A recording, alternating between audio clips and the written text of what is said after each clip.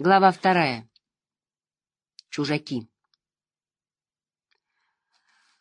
К тому времени, когда Ранд и Мэтт понесли первые бочки через общий зал, мастер Алвир уже наполнил пару кружек лучшим темным элем своего собственного приготовления из одного из бочонков, уложенных подле стены. Наверху бочонка, прикрыв глаза и обернув хвост вокруг себя, примостился царапч, рыжий гостиничный кот. Тем стоял перед огромным очагом, сложенным из речного камня, и набивал трубку с длинным чубуком табаком из полированной табакерки, что хозяин гостиницы всегда держал на каминной полке. Камин занимал добрую половину стены большой квадратной комнаты, его верхняя перемычка находилась на высоте человеческого плеча, и тепло от яркого, потрескивающего в очаге пламени вытеснило холод за дверь. Ранд предполагал, что в этот час полного забот дня, накануне праздника, в общей зале не окажется никого, за исключением Брана, отца и кота. Но перед огнем в креслах с высокими спинками расположились еще 4 члена совета деревни, считая и Кенна. Они держали в руках кружки, а головы сидящих окутывал голубовато-серый дым. На сей раз перед ними не лежали доски для игры в камни, и все книги Брана стояли на своих местах, на полочке напротив камина. Мужчины даже не разговаривали, молча уставившись в эль или постукивая в нетерпении чубуками трубок по зубам, словно ждали, когда к ним присоединятся Бран и Тем. Заботы не были редкостью в эти дни для совета деревни ни в Эммондовом лугу, ни в Сторожевом холме, ни в Дивенрайт. И даже для совета в Таринском перевозе, хотя кто знает, думают ли о чем-либо люди из Таринского перевоза. Лишь 2 мужчин у камина, кузнец Харал Лухан и мельник Джон Тейн, мельком глянули на вошедших парней. Мастер Лухан, однако, не просто глянул. Могучие, в буграх мускулов, руки кузнеца были с ляжку обычного человека. Он до сих пор не снял длинный кожаный фартук, словно его срочно позвали на собрание прямо от кузнечного горна. Кузнец смерил ребят хмурым взглядом, неторопливо выпрямился в кресле, полностью сосредоточившись на тщательном уминании табака в трубке. Ранд, заинтригованный, приостановился, но затем едва сдержал взвизг, когда Мэтт легнул его, угодив по лодыжке. Он требовательным кивком указал Ранду на дверь в дальней части общей залы и заторопился туда, не ожидая ответа. Чуть прихрамывая, Ранд не так быстро поспешил следом. — В чем дело-то? — спросил Ранд, едва оказавшись в коридоре, ведущем в кухню. — Ты мне чуть ногу не... — В старом Лухане, — сказал Мэтт, вглядываясь через плечо Ранда в общий зал. По-моему, он подозревает, что именно я... Он вдруг оборвал фразу, когда из кухни торопливым шагом вышла миссис Алвир, распространяя вокруг себя запах свежеиспеченного хлеба.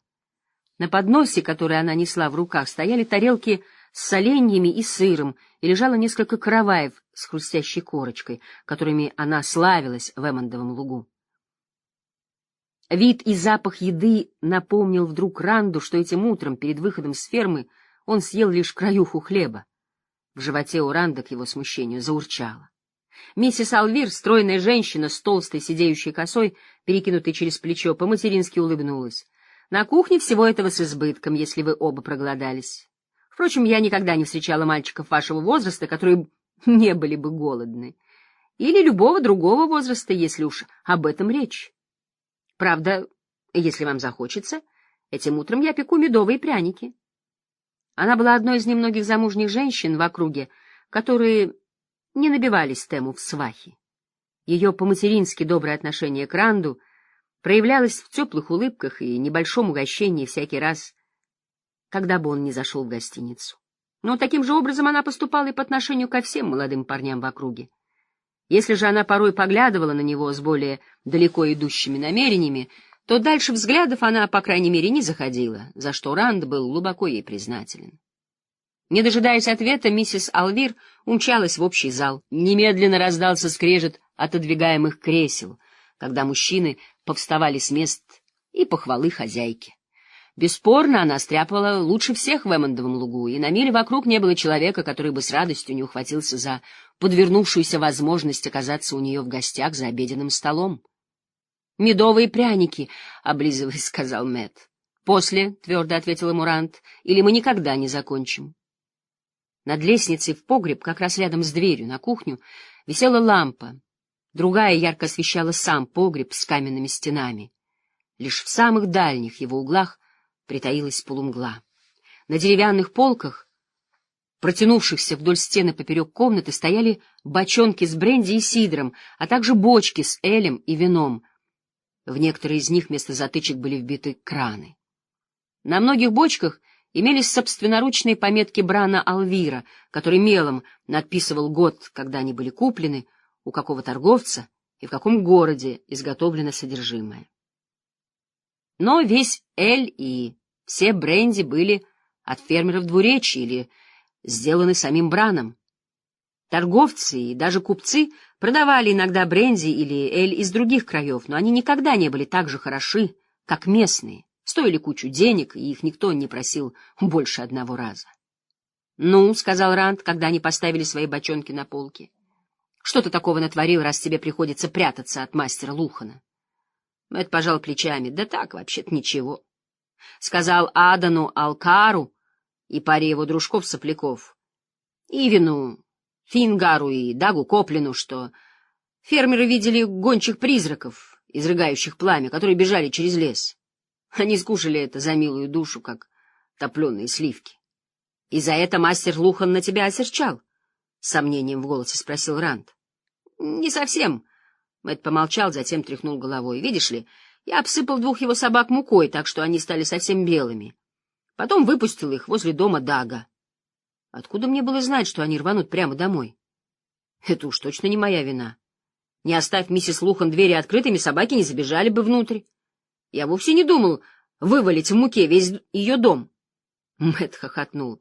Смешно, она выгнала из дома старого Лухана и собак всех 3 веником. Ранд одновременно смеялся и морщился. На твоем месте я бы больше беспокоился из-за Элсбет Лухан, чем из-за кузнеца. Она почти так же сильна, а характер у нее намного хуже. Хотя это все равно. Может, если ты пройдешь быстро, она тебя и не заметит. По лицу Мэтта можно было понять, что шутки Ранда он воспринимает более чем серьезно. Тем не менее, когда они направились через общий зал обратно, торопиться нужды не было. 6 мужчин сдвинули свои кресла перед камином тесным кружком. Тем, сидя спиной к огню, говорил тихим голосом, а другие наклонились к нему, слушая его так внимательно, что навряд ли заметили бы даже стадо овец, прогони его мимо них. Ранду захотелось подойти поближе, чтобы услышать, о чем идет разговор, но Мэтт дернул его за рукав и посмотрел умоляющим взглядом. Со вздохом Ранд пошел за Мэттом к двуколке.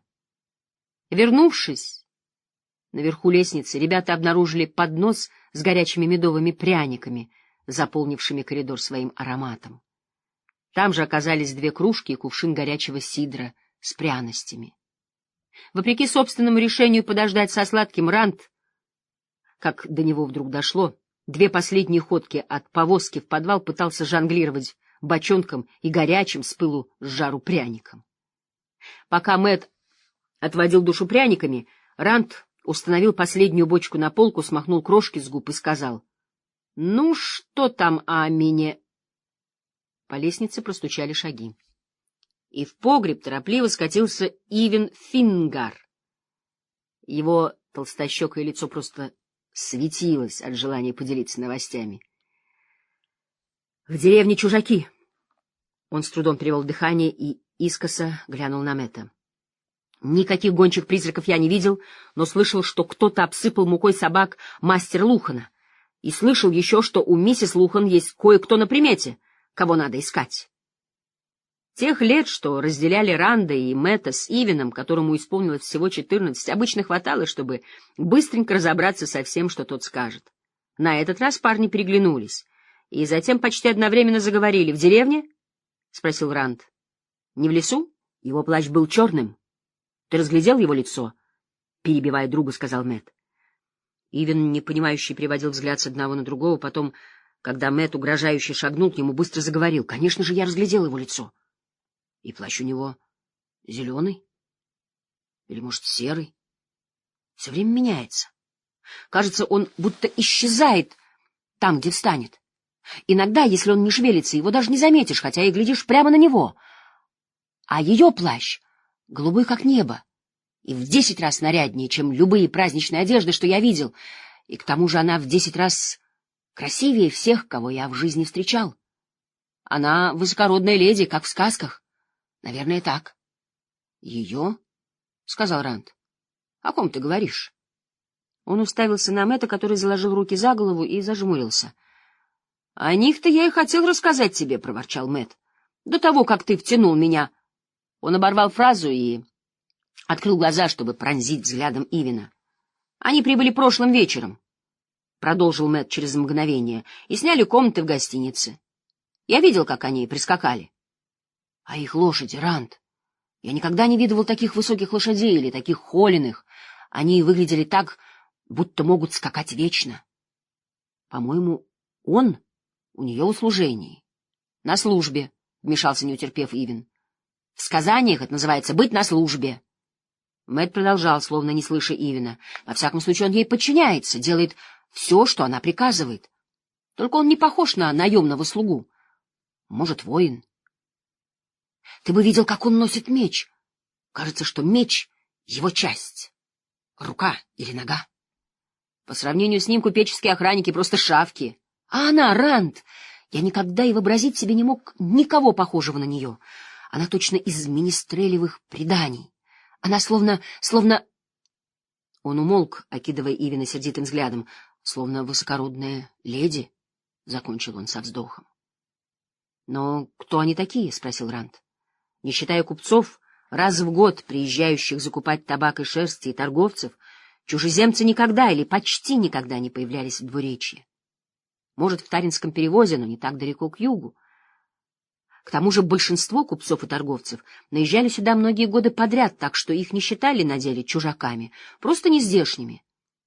Минуло добрых 5 лет с той поры, как в последний раз в Эммондовом лугу появлялся настоящий чужак, да и тот пытался скрыться от какой-то неприятности, приключившейся с ним в Байрлоне. А от какой, никто в деревне не понял. Он надолго не задержался. — Чего им надо? — Чего им надо? — воскликнул Мэтт. — Мне все равно, чего им надо. Чужаки, Ранд, и такие чужаки, какие тебе и не снились. Вдумайся в это. Ранд открыл было рот, но так ничего и не сказал. Всадник в черном плаще действовал ему на нервы так же, как на нервы кошки, бегущая за ней собака. Выглядело же все зловещим совпадением. 3 чужаков рядом с деревней в одно и то же время.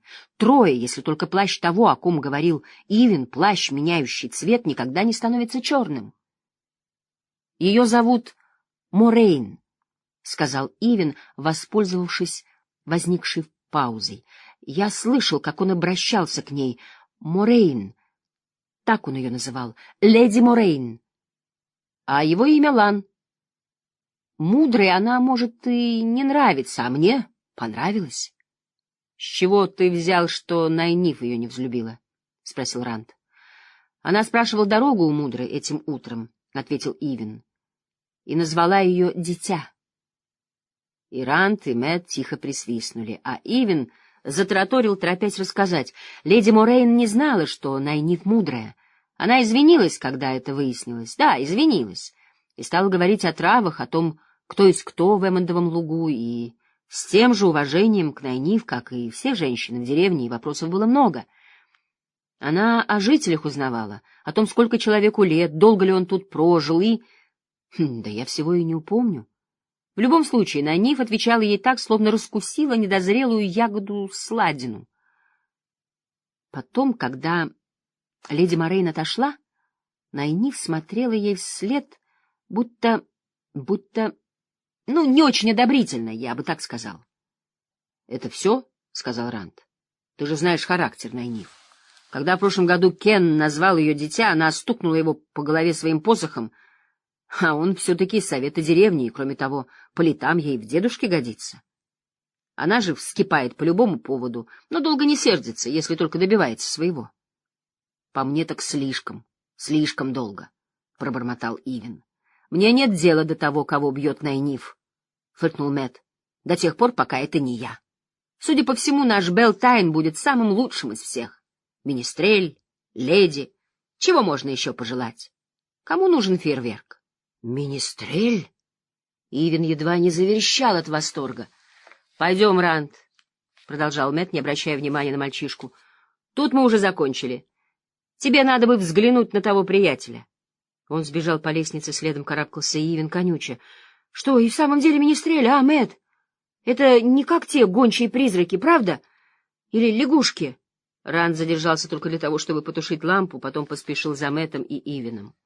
В общем зале к группе у камина присоединились Рауэн Херн и Сэмюэл Кро, и в результате тут собрался совет деревни в полном составе. Теперь говорил Бран Алвир. Его обычно грубовато-добродушный голос был сейчас так тих, что от тесно сдвинутых кресел доносился лишь приглушенный рокот. Свои слова мэр подчеркивал, ударяя толстым указательным пальцем по ладони другой руки и поочередно вглядываясь каждому в лицо. Все кивали, соглашаясь со всем, что он говорил, хотя Кен, в отличие от остальных, кивал с большой неохотой. То, каким тесным кружком они расположились, говорило о теме обсуждения больше, чем ярко раскрашенная вывеска. О чем бы ни шла речь, дело касалось исключительно совета деревни, по крайней мере, пока. Члены совета могли бы не понять Ранда, попытайся тот подслушать. Юноша неохотно отошел в сторону. Еще оставался министрель и те чужаки. На дворе Беллы и двуколки не было. О них позаботились Хью или Тед, конюхи гостиницы. Мэтт и Ивен стояли в нескольких шагах от парадной двери гостиницы, уставившись друг на друга.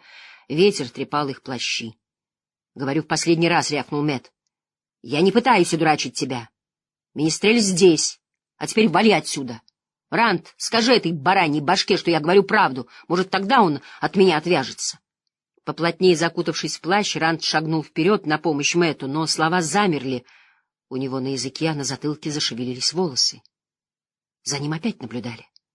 Это ощущение не походило на то чувство, какое возникло от всадника в капюшоне, но радости от этого все равно было мало, особенно так скоро после той неожиданной встречи. Быстрый взгляд на лужайку, и Ранд увидел то же, что и раньше. Играющие ребятня, люди, занятые подготовкой празднества, и никого, кто смотрел бы в его сторону. Одиноко возвышался ожидающий праздника весенний шест. Суета и ребячьи крики заполняли боковые улочки. Все было так, как и должно было быть, если не считать того, что за Рандом наблюдали.